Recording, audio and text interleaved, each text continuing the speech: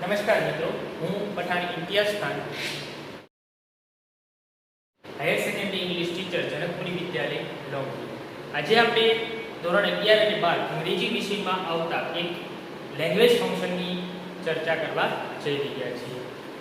આજનો આપણો ટોપિક છે language function condition in past. Condition in past, condition શરત, ઇન પાસ્ટ એટલે ભૂતકાળ.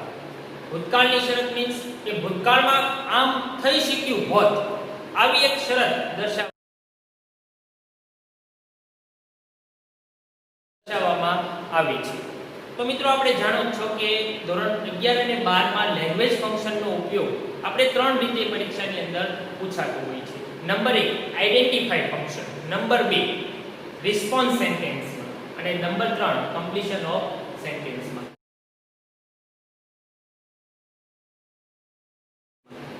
તો આ કન્ડિશન ઇન પાસ્ટ ને આપણે ત્રણેય ટોપિક્સ ની અંદર કેવી રીતે ઉપયોગ કરશું એની ચર્ચા કરીએ. તો સૌથી પહેલા આપણે કન્ડિશન ઇન પાસ્ટ ને આઇડેન્ટિફાઈ ફંક્શનમાં કેવી રીતે આપણે ઓળખવું એની વાત કરીએ. આઇડેન્ટિફાઈ ફંક્શનમાં જે રીતે મિત્રો જાણો છો કે આપણને પરીક્ષાની અંદર એક વાક્ય આપે છે અને કાઉન્સમાં ફંક્શનના નામ લખેલા હોય છે. તો જે 2 કે 3 વાક્ય, 11માં 2 વાક્ય કે 3 વાક્ય કે 12માં ની અંદર આપણને 3 વાક્ય પૂછે છે, તો એ 3 વાક્યની સામે લેંગ્વેજ ફંક્શનનું આપણે નામ કાઉન્સમાંથી ગોતીને મૂકવાનું હોય છે. તો કન્ડિશન ઇન પાસ્ટ એ કેવી રીતે ઓળખશું? તો એના માટે બહુ સરળ વાત છે કે કન્ડિશન ઇન પાસ્ટ ને જે વાક્યની શરૂઆત if અથવા unless થી થતી હોય અથવા તો જે વાક્યની શરૂઆત had થી થતી હોય તો એ વાક્યો કન્ડિશન ઇન પાસ્ટ ના ગણી શકાય છે. સૌથી પહેલા તો આપણે એની વ્યવસ્થિત રીતે એની વાક્ય રચના જો સમજી લઈએ, કેમ કે વાક્ય રચના જો આપણને આવડતી હોય તો આપણે રિસ્પોન્સનું વાક્ય અને કમ્પ્લીશનનું વાક્યને વધુ સારી રીતે પરફોર્મ કરી શકીએ. તો સૌથી પહેલા આપણે એની વાક્ય રચના જોઈ લઈએ. વાક્ય રચનામાં આપણે જોઈએ તો એમાં 2 વાક્યો આવે છે, પ્રથમ વાક્ય અને બીજું વાક્ય. પહેલા વાક્યની અંદર આપણે જોઈએ તો વાક્યની શરૂઆત જેમ આપણે કીધું કે if થી શરૂઆત થાય છે. if કરતા had V3 અન્ય શબ્દ, એટલે કે આમ ગણીએ તો આપણે પૂર્ણ ભૂતકાળનું જે વાક્ય બનાવીએ છીએ એ વાક્ય પહેલા આવે છે.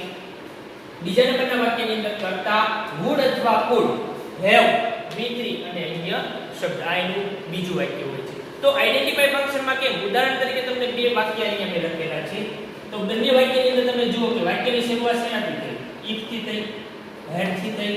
તો આ વાક્ય છે આપણે શેનું ગણશું? Condition in past. Identify function માટે સરળ એટલું જ યાદ રાખો કે જે વાક્યની શરૂઆત if અથવા had થી થાય છે, had પ્લસ અહીંયા જો V3 આપેલું છે, તો આ વાક્યને આપણે કન્ડિશન ઇન પાસ્ટ નું ગણશું. આઇડેન્ટિફાઈ ફંક્શનમાં બીજું કશું તમારે જોવાનું નથી. આપણને કાઉન્સમાં શબ્દ કન્ડિશન ઇન પાસ્ટ આપ્યો છે તો નીચે તમારે ખાલી એટલું જ જોવાનું છે કે કયા વાક્યની શરૂઆત if કે had થી થાય છે. જો હોય જે નંબરનું વાક્ય છે એની સામે આપણે કન્ડિશન ઇન પાસ્ટ લખી નાખશું.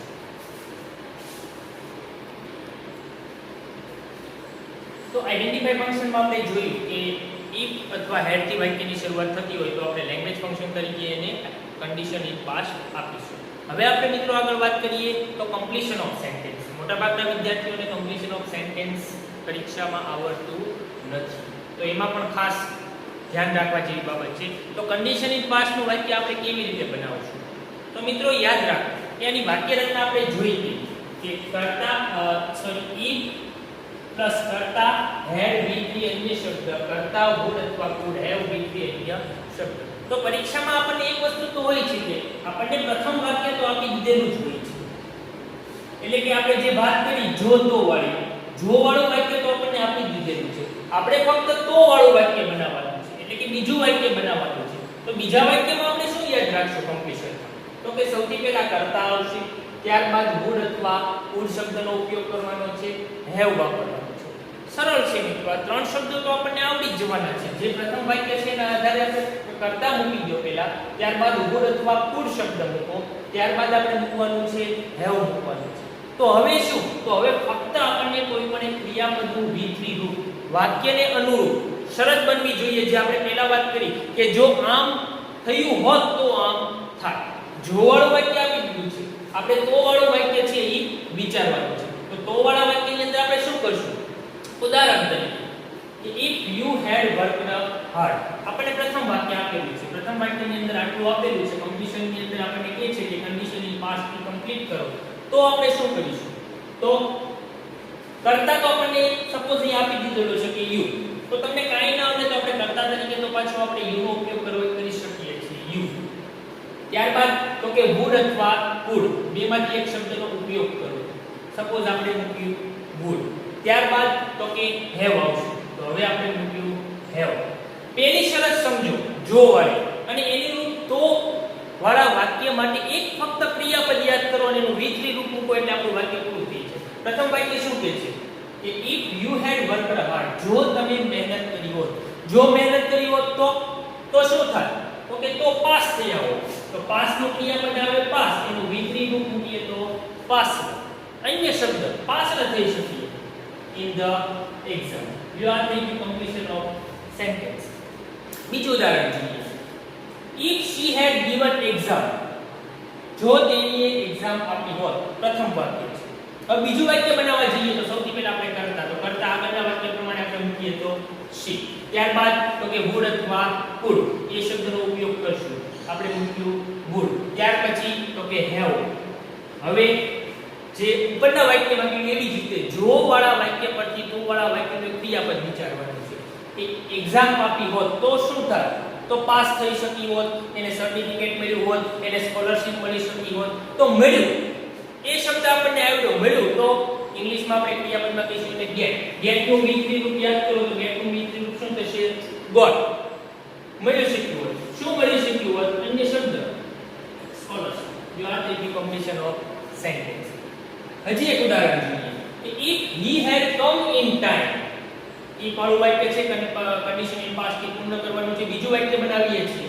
સૌથી પહેલા આપણે કરતા મૂકીશું. કરતા આગળના વાક્યને અનુરૂપ આપણે મૂકીએ તો કરતા મૂક્યું he. ત્યારબાદ આગળ તો would અથવા could બેમાંથી એક શબ્દનો આપણે ઉપયોગ કરશું. ત્યાર પછી આપણે મૂકીશું have. હવે ક્રિયાપદ. તો જો વાળા વાક્ય ઉપરથી તો વાળા વાક્યનું ક્રિયાપદ આપણે વિચારીએ તો શું થશે કે if he had come in time. come in time જો સમયસર આવ્યો હોત તો શું થાય? હું તો કે તે મને મળી શક્યો હોત. xyz કોઈ પણ તમે ક્રિયાપદ છે એ વિચારી શકો છો અને એનું વિધરી રૂપ વાક્યને અનુરૂપ વિધરી રૂપ એની અંદર મૂકી શકાય. કે જો તે સમયસર આવ્યો હોત તો he could have. મને મળી શક્યો હોત તો મળવું ક્રિયાપદ, એનું વિધરી રૂપ યાદ કરીએ meet. એનું વિધરી રૂપ થશે met. met કોઈ પણને મળી શક્યું. દાખલા તરીકે એની શબ્દમાં શિક્ષકને મળી શક્યું હોત તો met the teacher. એક વધારે ઉદાહરણ જોઈએ.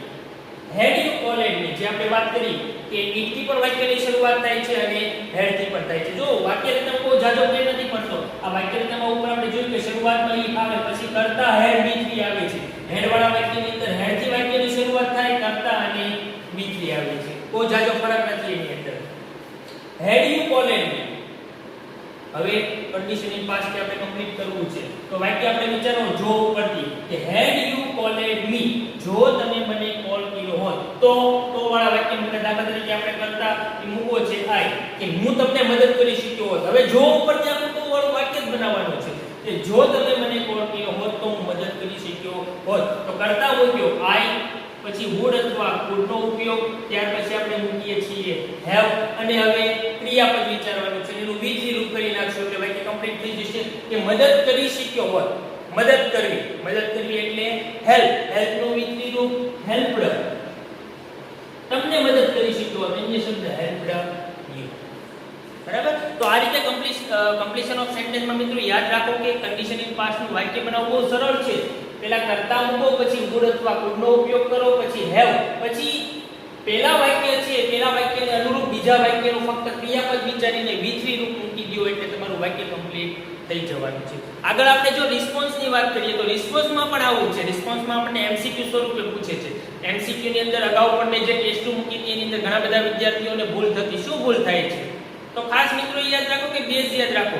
if વાળા માની લો કે આપણને એટલું યાદ છે કે કન્ડિશન ઇન પાસ્ટ નું વાક્ય છે if અથવા had થી વાક્યની શરૂઆત થાય છે તો એવા જ વાક્ય ગોતો. કન્ડિશન ઇન પાસ્ટ માં આપણે એ જ વાક્ય ગોતવાના છે કે if unless અથવા had થી વાક્યની શરૂઆત થતી હોય એવા કેટલા ઓપ્શનો છે?